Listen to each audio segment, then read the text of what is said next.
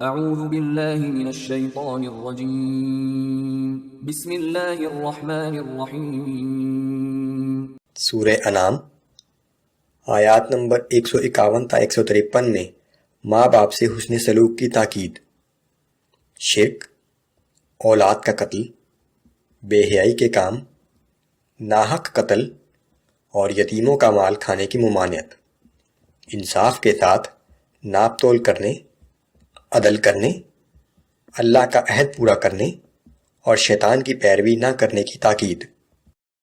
اعوذ باللہ من الشیطان الرجیم قل تعالوا اتل ما حرم ربکم علیکم الا تشرکوا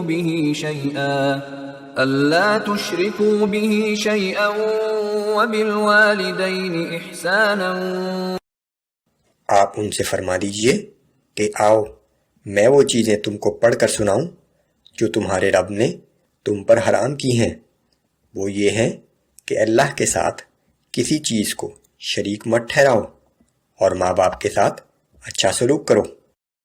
وَلَا تَقْتُلُوا أَوْلَادَكُم مِّنْ إِمْلَاقٍ نَحْنُ نَرْزُقُكُمْ وَإِيَّاهُمْ۔ اور اپنی اولاد کو افلاس کے سبب قتل نہ کیا کرو، ہم ہی تمہیں بھی رزق دیتے ہیں اور انہیں بھی۔ وَلَا تَقْرَبُوا الْفَوَاحِشَ مَا ظَهَرَ مِنْهَا وَمَا بَطَنَ۔ اور بے حیائی کی باتوں کے قریب نہ جاؤ، خواہ وہ اعلانیہ ہوں یا پوشیدہ۔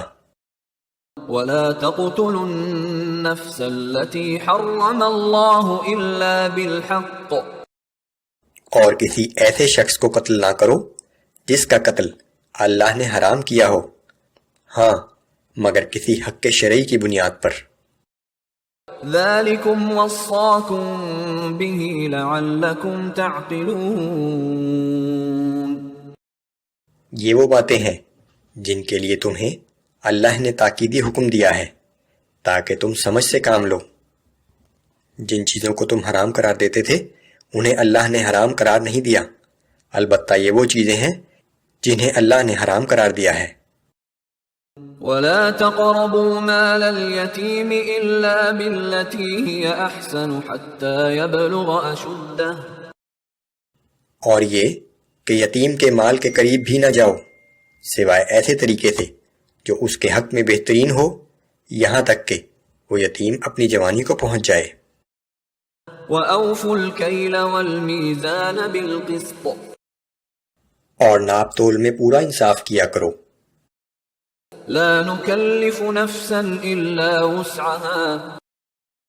اور ہم کسی جان پر اس کی استطاعت سے زیادہ بوجھ نہیں ڈالتے۔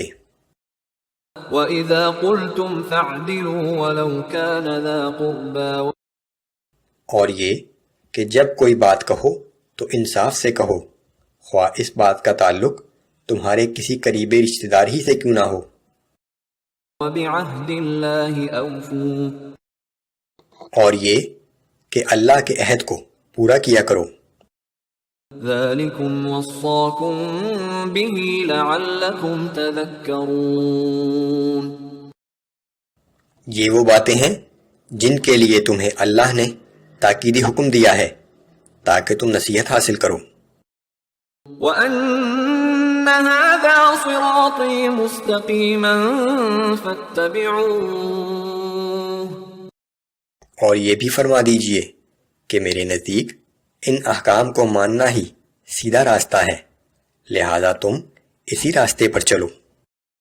وَلَا تَتَّبِعُوا السُّبُلَ فَتَفَرَّقَ بِكُمْ عَن سَبِيلِهِ۔ اور دوسرے راستوں پر نہ چلو ورنہ وہ راستے تمہیں اللہ کی راہ سے جدا کر دیں گے۔